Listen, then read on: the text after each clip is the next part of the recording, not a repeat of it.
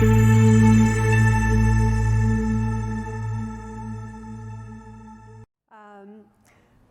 Anne Wilkinson with BAMO. It's great. Thank you all for staying and for coming.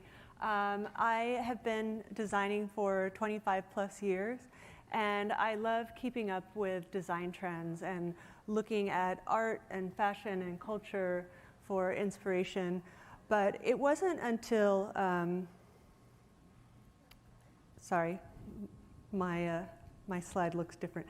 It wasn't until 2020 that I started wondering why design trends happen. You know, what are the bigger influences that move things forward? In 2020, I was invited to be a judge for a hotel design competition, and in discussing the other the projects with the other judges, it made me kind of question, why do certain projects resonate more than others? Why did the nostalgic retro restaurant work? Was it comfortable? Was it familiar? Why did the beautifully detailed but kind of dystopian spa feel fitting for that moment?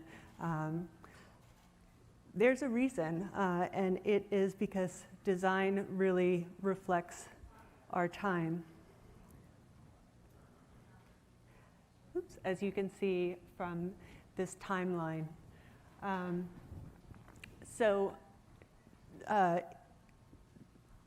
Things happen, developments happen in technology, in culture, in politics even, and all of those influence these macro design trends.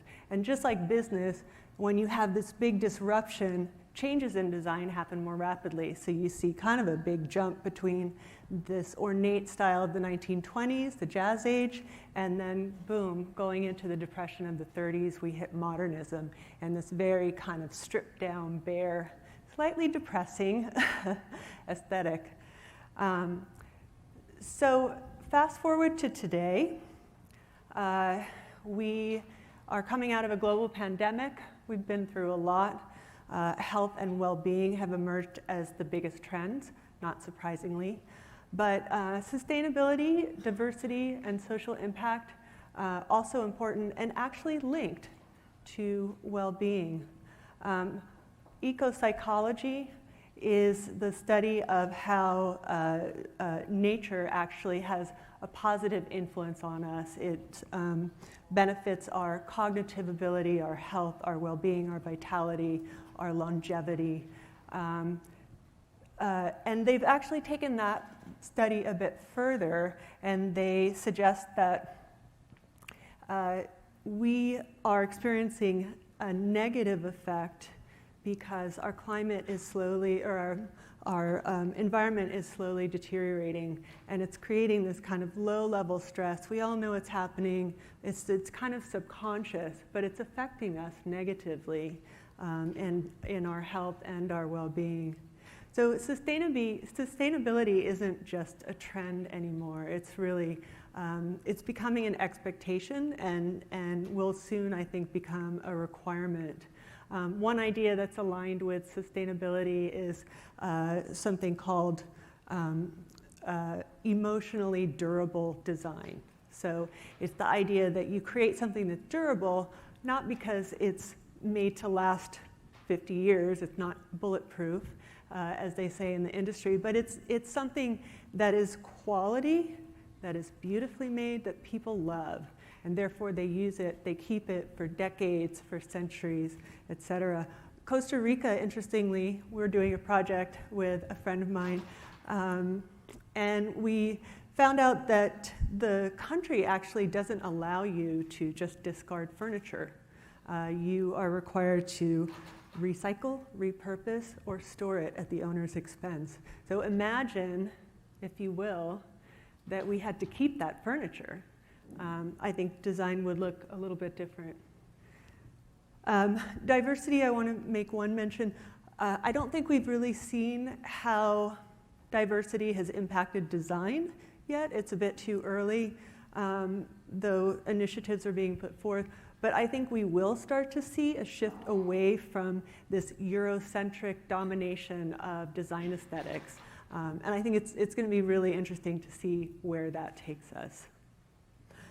Looking into the future, Gen Z, kind of a fun group of people. I have 2 Gen Zs at home, full disclosure. They're the first digital natives. They are very diverse. They're expressive of their individuality. They are outspoken.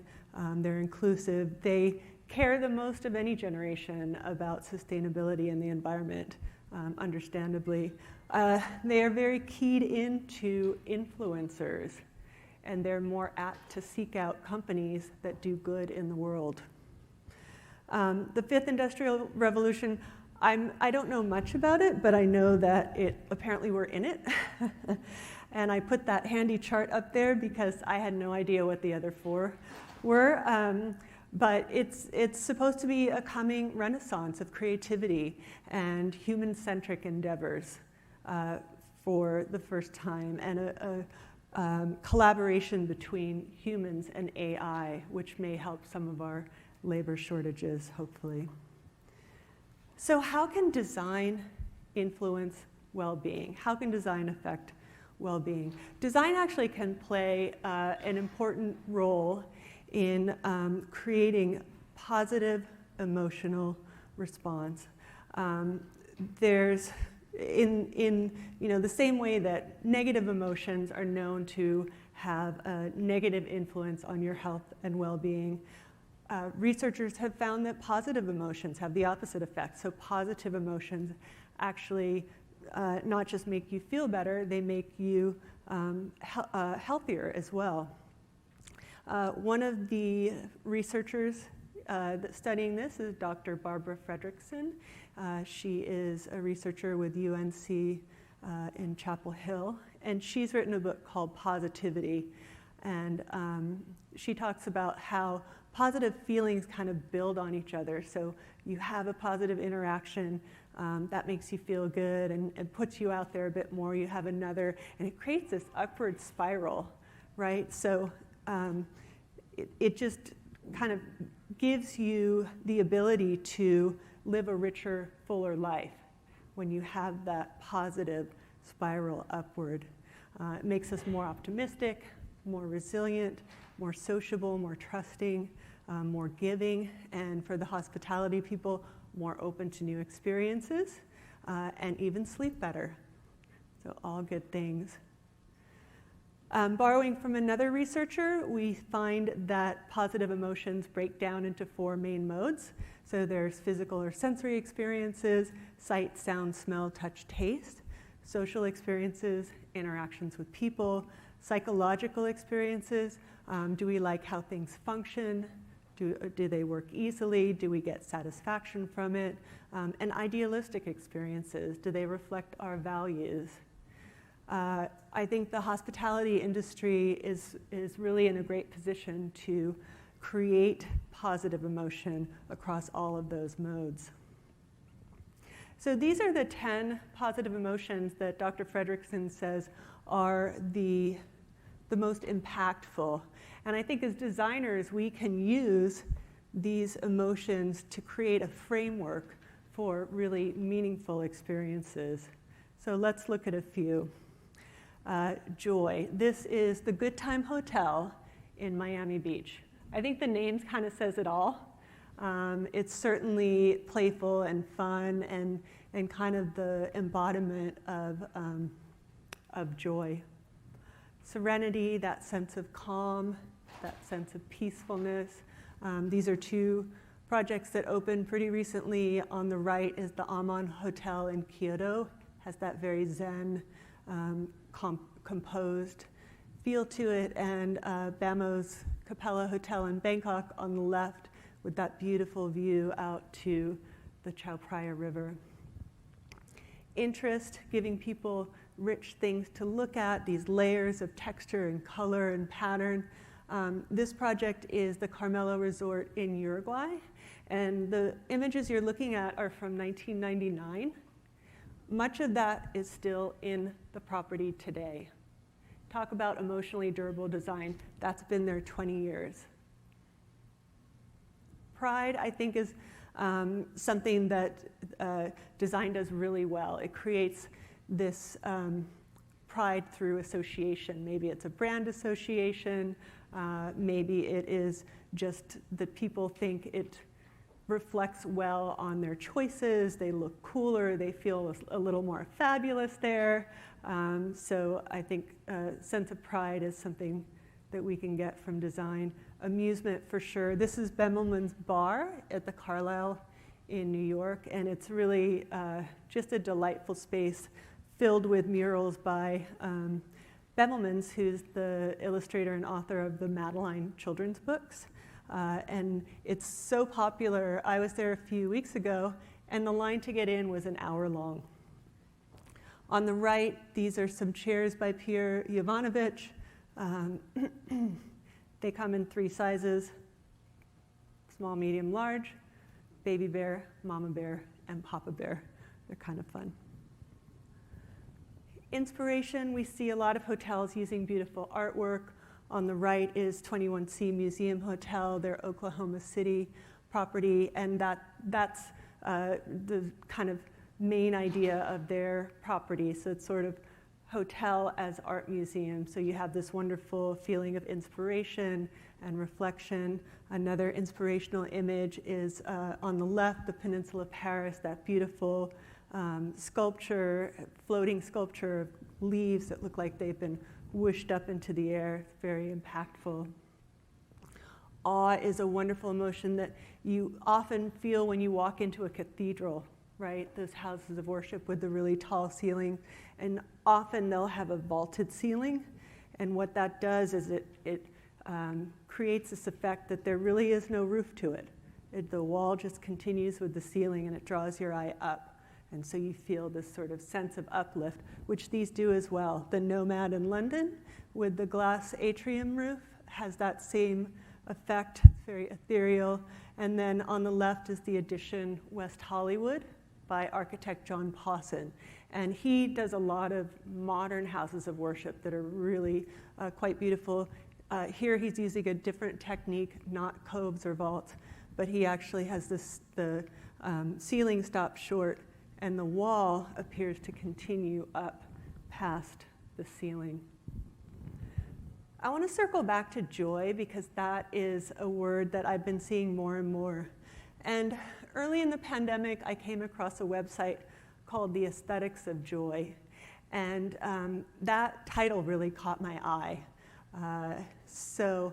Author Ingrid Fettel-Lee has some great insight into what brings us joy.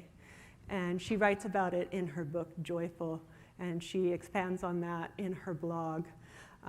She suggests that there's an evolutionary reason why certain visual cues appeal to us, that from nature and the way that our brains developed, we actually prefer certain shapes or colors or forms. We like rounded shapes. They feel safer. We like interesting patterns that reflect nature.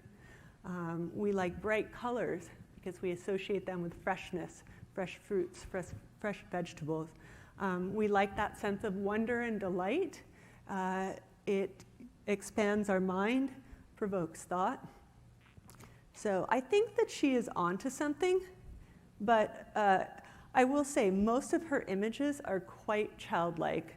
They're fun, but there's a lot of rainbow color schemes and polka dots. But I think if you put a more sophisticated, a luxury spin on these ideas, they still have value. And in fact, when I was in New York, I went to the Salon Art and Design Show, and a lot of the most forward-thinking avant-garde furniture designers are actually using a number of these elements. Excuse me, sorry. So rounded forms, you see trending this kind of puffed up, fun, rounded, puffy, pudgy furniture, I call it. Circles, arcs, organic curves, all trending in design. Spiral stairs, I think, always popular, but definitely a big trend.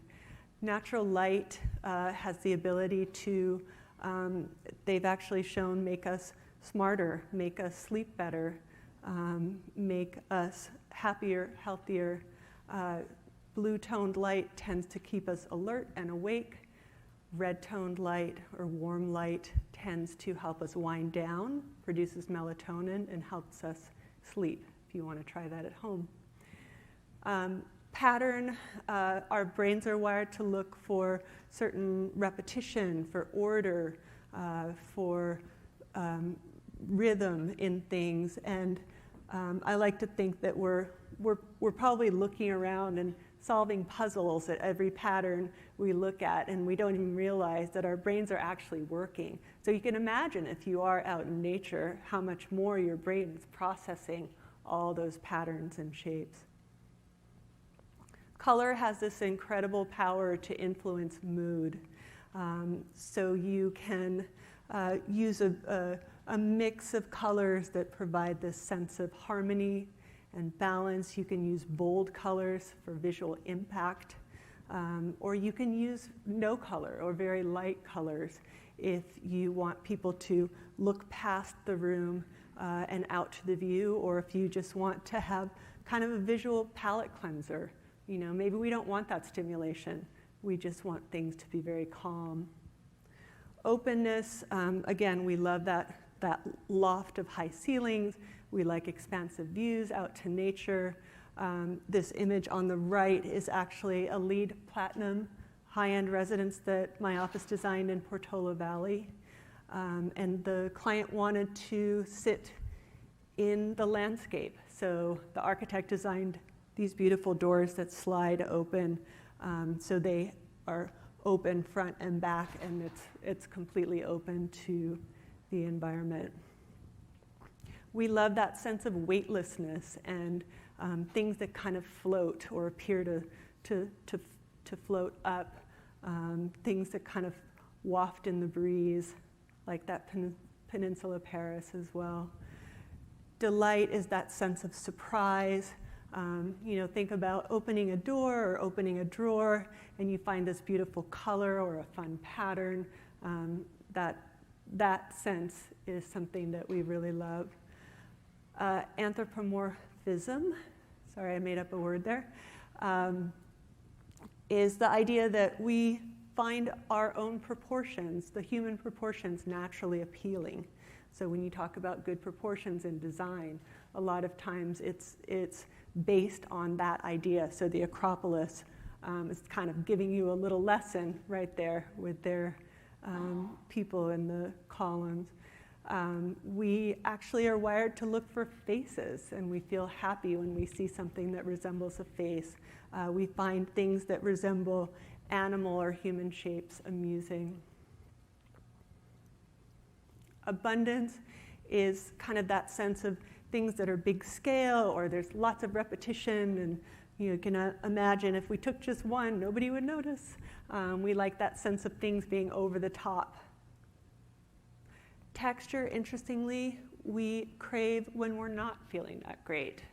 So that sense of tactility and touchability is something that gives us comfort and enables us to relax.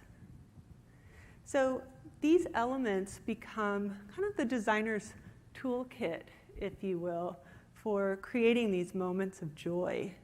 And every little moment helps to build into a bigger impact. It's that upward spiral, right? And I think we've all been through a lot, and we could really use a little joy right now. And the hospitality design industry or hospitality industry is really uniquely poised to bring that joy to people. So through thoughtful design, through creating positive experiences, we can actually create this positive emotional impact and bring people back on their journey to a happier, healthier well-being. Thank you.